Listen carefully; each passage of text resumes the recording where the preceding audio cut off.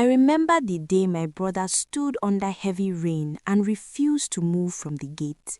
His whole body was shaking, water was running down his face, but his eyes were fixed on the street like he was seeing someone I could not see. I kept dragging his arm, but he pulled away and said something that made my chest tight. That day felt like the world was falling apart, but that was not even where the whole thing started. That moment was just the fire that showed me how deep everything had gone. Before that day, things looked normal in our compound. Every evening after school, I would drop my bag inside, wash my face, and start helping Mama in the kitchen. The smell of onions inside hot oil always made me hungry. Chibuike would normally run around, kick his small ball, or follow me up and down like he liked to do. But one day, he changed. It was slow at first, small, like someone turning down the volume of a radio. One evening, I came back from school and saw him standing at the gate. His hands were holding the metal bars and his chin was resting on the rough iron. His eyes were long on the road, very quiet. I did not think it was anything. I just told him to come inside before mosquitoes would eat him. He did not answer me. When I tapped him, he jumped like someone waking up from a bad dream. Then he walked inside without saying anything. I did not push it because I felt maybe he was just tired. But the next day, and the next one again, the same thing happened. As soon as the sun started going down, my brother would walk to the gate and stand there. He did not blink much, he did not smile, he did not even greet people that walked past. Neighbors started talking. Mama said we should leave him, but I could not leave him because something inside me knew that a boy who stands at a gate every evening is not fine. One Saturday, when other children were playing 10-10 and laughing loud, my brother stood alone at that gate again. I walked to him and asked why he liked staying there. He did not face me. He just said his tongue was bitter and he wanted to stay there for a while. His small voice made me feel like hugging him, but he hated hugs, so I left him. Days passed and his behavior got stronger. Rain or no rain, cold or heat, hunger or tiredness, he would go to that gate. Sometimes he forgot to eat. Sometimes he sat in class inking so hard that his teacher called Mama. Even when I scolded him, he still returned every evening. I started to watch him from the corridor, started to follow his eyes to see what he was seeing. But the road was empty, only normal bikes and tired people going home. I did not know it yet, but my brother was holding a promise that was bigger than his small heart. And that promise was the thing pulling him to the gate every day, waiting for someone who was never coming back. That was when all the trouble started. I woke up one morning and heard the gate creak softly. It was still early, the kind of morning when the sky is pale and sleepy. At first, I thought it was Mama going out to sweep, but when I looked through the window, I saw my brother standing there again. His head was slightly bent forward, like he was listening for footsteps on the road. I felt something heavy settle inside my chest. That early morning cold was thick, yet you did not even rub his arms or shift his legs. He just stood there like a small tree that had planted itself in one place. I rushed outside and held his shoulder. His skin was cold. I asked why he came out so early, but he only said he wanted to check something. He walked back inside like nothing happened, but I knew something was wrong. His eyes were not the eyes of the small brother I used to joke with. They were older, like he was carrying something too heavy for his age. That same afternoon in school, I could not focus. My teacher kept asking me questions, but my head was far away.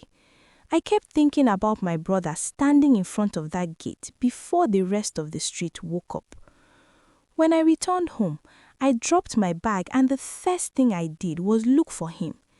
I found him in the backyard, picking at the sand with a stick. He was not playing. He was thinking, deep thinking, the kind that makes a child forget where they are. I sat beside him and asked if he was annoyed about something. He shook his head. I asked if anyone beat him in school. He shook again.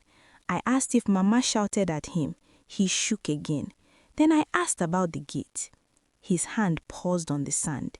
He stopped moving the stick, but he still refused to talk. That was when my worry turned into fear. When a child refuses to talk, it means the thing in their heart is bigger than the questions you are asking. Even the neighbors noticed the change.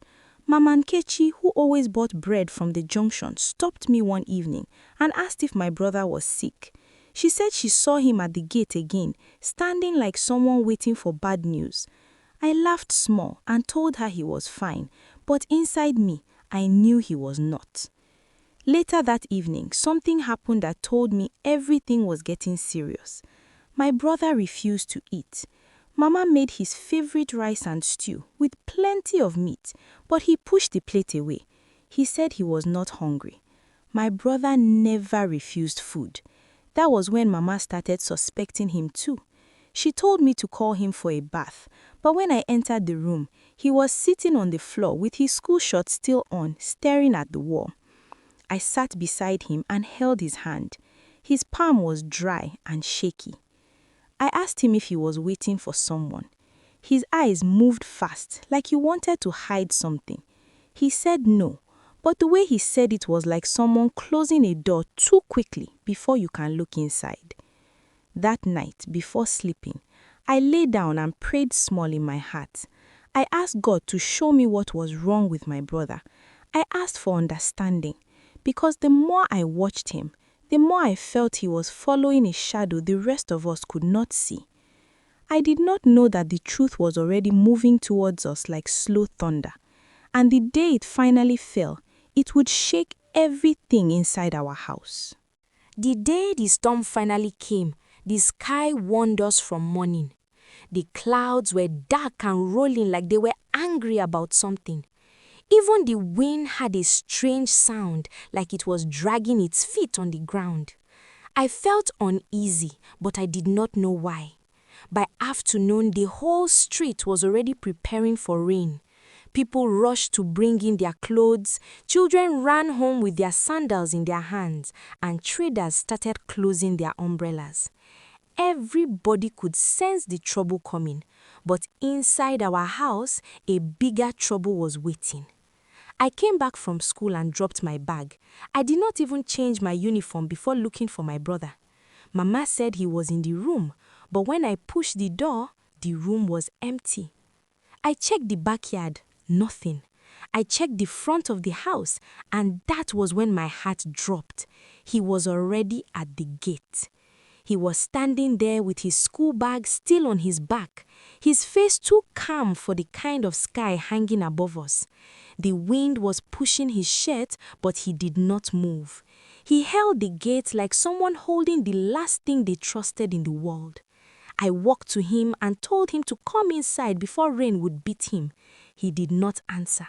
His eyes were long on the road again, that same road he had been watching for days. Before I could talk again, the rain started suddenly, like someone poured a bucket from the sky. Heavy drops slapped the ground and soaked everything quickly. I grabbed his arm and begged him to come inside. His bag was dripping, his hair was flat, his uniform was sticking to his skin, but he did not move. He said he was fine and that he wanted to see someone. My heart jumped when he said that. Thunder cracked loudly above us and I got scared. I raised my voice and told him to follow me. He pulled his hand from mine so fast that I almost fell. Then he said something in a small voice. He said the person he was waiting for might pass the road today. He said he wanted to be the first to see him at the gate. My mouth went dry. My chest became tight like rope was pulling it. I wanted to speak, but the words did not come out. My brother looked at me with big, tired eyes and said he did not understand why Daddy was taking so long. The rain kept falling, but inside me, it felt like something heavier had started falling too. That was the moment I knew the truth I had been avoiding had finally landed on both of us. For a long time, I could not move. The rain kept beating the compound roof, and my brother kept staring at the road like the world depended on what he would see next. I wanted to tell him the truth, but the truth sat in my throat like a stone. I knew that once I said it, something inside him would break, and I was not ready to be the person that caused that kind of pain. So I held him close, even though he tried to pull away, and I kept quiet until the rain slowed down. When the storm finally eased, I took him inside. His clothes were soaked, his nose was running, and his eyes looked far away, like he was standing somewhere I could not reach.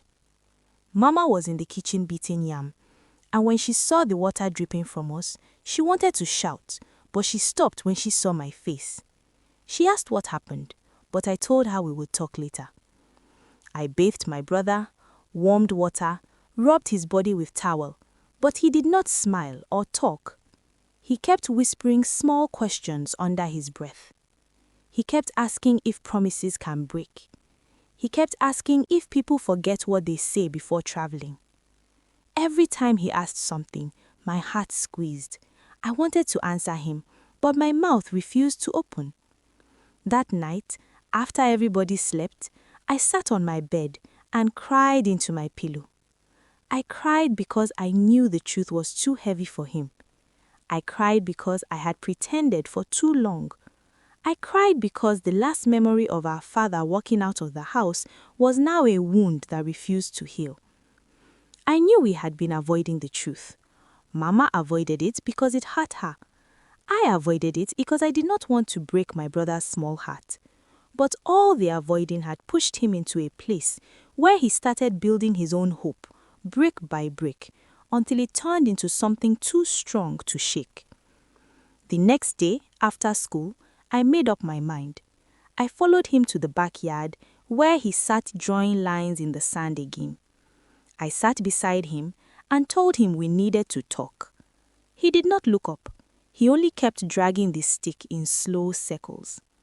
I called his name again. This time, he looked at me with tired eyes. I told him Daddy was not coming back.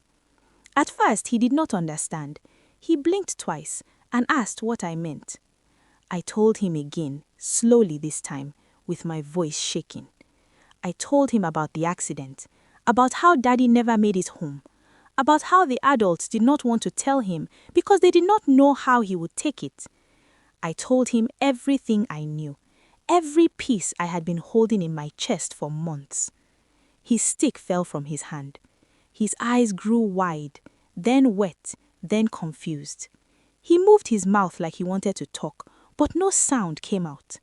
Then he shook his head so fast that his tears started flying. He said Daddy promised. He said promises do not break. He said Daddy cannot leave him like that. I pulled him close, even though he tried to push me away.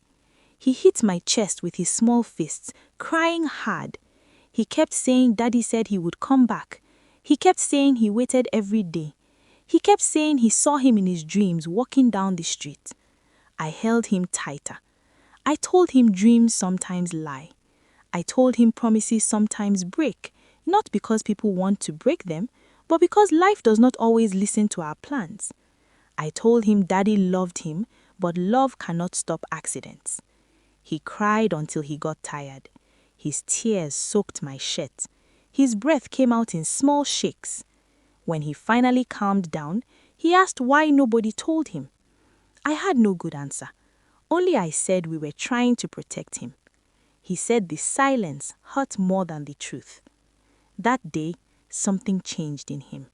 Something small but sharp. He stopped looking at the gate every evening, but he also stopped talking much. He carried the truth like a small stone in his pocket, always there, always heavy. And I carried the guilt that I should have told him sooner. Days passed slowly after that talk. My brother moved like someone learning how to walk again. He woke up early, but he did not rush to the gate. He ate food, but only small portions. He played sometimes, but his laughter did not last long. Mama kept watching him from the corner of her eyes, asking me quietly every night if he was getting better. I always said yes, even though I was not sure. Healing is slow, and for a child who had carried a whole promise on his small shoulders, it was even slower. One evening, about a week after I told him the truth, I saw him standing near the corridor. Not at the gate, just near it. His hands were behind him, and he was looking at the road with soft eyes, not sharp, not desperate like before. I walked to him quietly and stood beside him without talking. The sky was orange, the kind of color that makes you feel like the world is calming down after a long day. We stood there together in silence, the way people stand in a place they used to fear but are now learning to face. After a while, he said he missed Daddy's voice. He said he missed the way Daddy lifted him with one hand. He said he missed waiting for him. His voice cracked a little, but he did not cry. I wanted to cry, but I held myself. I told him I missed Daddy too. I told him it was okay to miss someone who loved you. I told him missing someone did not mean you would be stuck forever. He nodded slowly. Then he surprised me. He asked if we could talk about Daddy more. Not about the accident, not about the promise, but about the good things. About how Daddy used to laugh when he spilled his garri. About how Daddy always bought me chin-chin after school. About how Daddy once carried both of us on his shoulders until his back started hurting. I smiled because it was the first time in many months he asked to remember without fear. So we talked and talked and talked. For the first time, the memory of our father did not feel like a wound. It felt like a small lantern, warm and bright. The next day, I noticed something different. My brother walked out in the evening again, but not to the gate. He walked past it. He stood in front of the compound for a few minutes, looking left and right like he was greeting the world again. Then he turned around and came back inside on his own. No pulling, no forcing, no shouting, just small steps of healing. Days turned into weeks. He laughed more, he ate more, he joined other children to play games in the compound again. Sometimes he still looked at the road, but not with waiting in his eyes, just remembering. And remembering is not the same as hoping for something impossible. One evening, something happened that told me he was finally coming back to himself. I was in the kitchen washing plates when I heard the gate, the familiar creak that my heart used to fear. I rushed out, thinking he had gone back to his old habits. But when I reached the corridor, I saw him gently closing the gate from inside, not opening it, closing it. He looked at me and said he was ready to stop waiting outside. He said he wanted to start staying where the people who loved him were. Then he gave me a small smile, the kind that looked like a light turning on after a long power outage. I pulled him close, not tightly, just enough so he knew I was there. He rested his head on my side for a short moment, then he walked into the house. That night, as I watched him eat and laugh with Mama, I knew something clearly. The gate that once held his hope had finally become just a gate again. Not a place for waiting, not a place for pain, just a simple gate that opened and closed like every other. And my brother, the boy who once stood every evening expecting someone who would never return, had finally stepped back into the world where the rest of us were standing, holding his hand, guiding him gently, teaching him that love can break you, but it can also help you stand again.